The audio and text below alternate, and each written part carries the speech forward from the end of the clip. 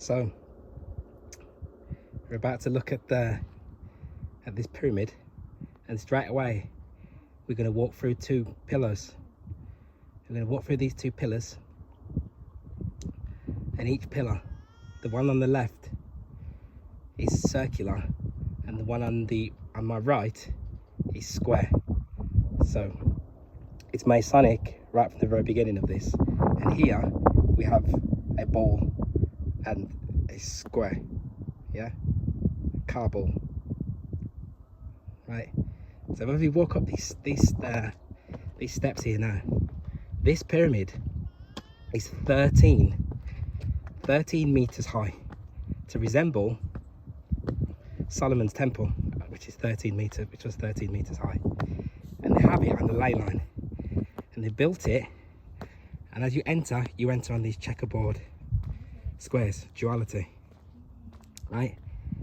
And they built it right at this peak, at this high peak, because a lot of these pyramids were built, they say, at high points towards the ether.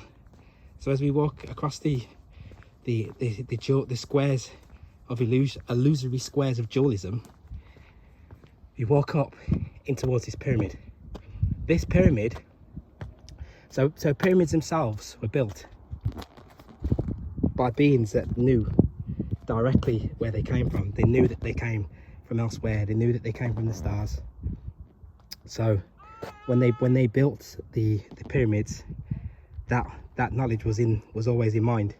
So here, as you walk in, you can see the cross. So there's that cross right there, yeah, with those 4 points. There's 4 points of contact. But then here you have a cube which is sat on 4 points of contact, and then there's 4 points of the square, and then there's the fifth at the center, which is pointing right up towards the ether. Now this pyramid, which I'll show, if we look up from above, you'll see that it's a cube within a cube, yeah. And then the point at the top makes 9. That gives us the 9. But a lot of sorcerers and occultists always use that symbol. They use it for their police and things like that. They do in the United Kingdom. They use it because it represents us being locked in the double Tor, which is a double cross, yeah, which is a double matter cross locked into matter. The only way out is then to access the 9 here. But this is really interesting. So when we come in here now, and we're at the peak point, and so at the height, and I know this is deliberately built on the ley line. As we enter this pyramid here, right, you'll see a stone which represents matter, and you'll hear this echo in here now. Now here, there she is. Yeah, but not many people that come here are going to realise this, that represents the North Star, yeah, the Stella Maris, the Queen of the Sea, the guiding North Star that guides us, right? This is the one-eyed shining light, yeah, which is the white light, which is when you put your hand over your one eye. This is what it also represents, yeah.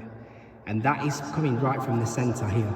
So here we're in the dome, inside of the dome, and we've got the stars above us here. So there's 1, 2, 3, 4, 5, 6, 7, 8, 9. I'll even count that again to be sure. We got 1, 2, 3, 4, 5, 6, 7, 8, 9, 10, 11 stars, right? And then the one in the center, this would be 12.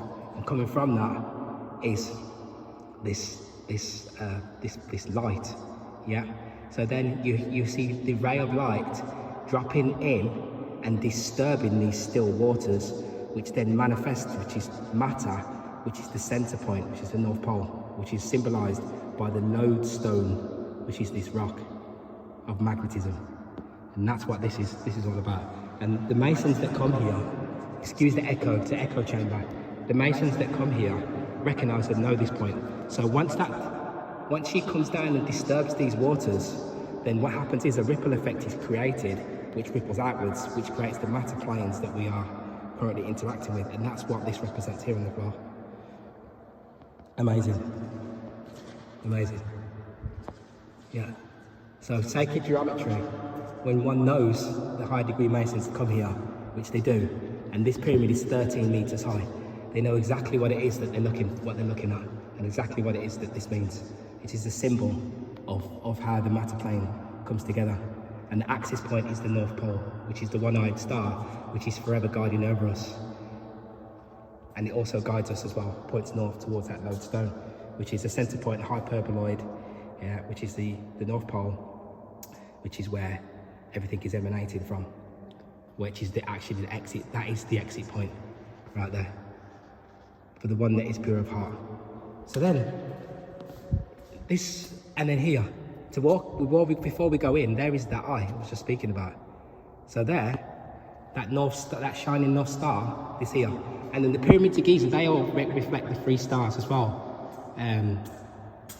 The Great Pyramid of Giza, they are reflective of the three stars that are in the sky that sit as a trinity together, and that's what they sit underneath and actually reflect on matter back towards the stars, where what you call the gods, when they fell and started interacting with woman, with man and woman, yeah.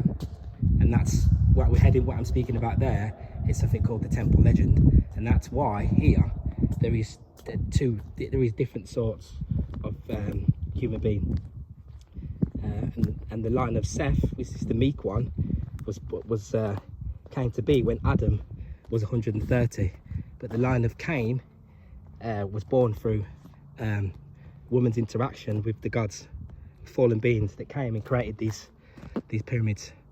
And that there is the six of hex, which is your sex, which is the two forces coming together in order to manifest our reality. And not just to manifest our reality, those are the two main forces that govern the magnetic field and the magnetism of our existence here. Everything that we do here is governed by this dual force, this masculine and feminine force that comes together, and it actually comes together in actual fact to create water. But then you see water, but then the Kabbalists know and taught that water itself comes from the earth, yeah, but then the other luminaries are also made of the same thing, yeah. So then you see here, there's the other corner of if you look from above here, you will see a square, yeah, a square overlapping a square, and like I always say, you must circle your square, and circling my square was what repelled the negative forces away from me, that enabled me to make this move to come out into here to be with Sophia, yeah. And that is the circle here, circling that square, and hopefully I can get a bird's eye view. I haven't got a helicopter, but that's what you'll see from above. And I know a lot of rituals happen on this, a lot of rituals happen here, because look, there's nothing out here. There's nothing out here. And then here, look, you have the moon. And also then you have the pentagram. So on the one side you've got the hex, and then on this other side you've got the pent. Both of them together are going to give you active force 11, master 11. Yeah. Which is within our body as active force, which is no, which comes back to nitric oxide as well, also. It's an active force within. And look, you see, so you have the moon, the crescent moon, so the lunar cults, because if we were accessing outside of here is the astral suns, which is working with the nine on the ninth sphere, yeah. That astral light is governed by the moon, which is in that ninth sphere. If we were working with like the lunar cult, etc., then we work with the astral light, yeah. But we don't work with the astral light because we're only content working with this beautiful ray, but it also encompasses beta, which is the physicality, yeah. If once we are working with the moon here and astral, and this is the first place that we will go with the etheric body outside of here, yeah, is onto the astral. And on that astral is where everything is recorded, which is where we will see everything before we were reflected and bounced back in here if we haven't been doing the work. Yeah, that's how deep things are. So I just wanted to show this because it's a beautiful sight to see at 13 meters height, and we're doing this 22nd, on the 22nd of the 2nd, 22, which is the 10, which takes us back to 1. This is the day of spirit, and this is probably the warmest day so far yet. And over the years, every time when we come to a mark, we come to a peak point, a particular point of importance, through the numerological workings of this realm, it's always a beautiful hot day like this. Always. So amazing. Catch you on the next one. Peace, love and centeredness, as always. And also wanted to point out that you couldn't get this if you weren't within an enclosed system. You couldn't get this. This symbology that is here now, that we're looking at here, is key. It really is key. Yeah, you couldn't, like I just said, you couldn't get this if we weren't within an enclosed system, if we weren't working with the true cosmology, if we were working with any type of globe cosmology, yeah, we wouldn't be able to get this. And it's the knowing of where we are is something that's born within our subconscious as we grow. It's not something that can get taught to us. It was already going to happen to us anyway, regardless of which beings were born on the earth and spoke. It would have happened regardless. It's a beautiful scenario.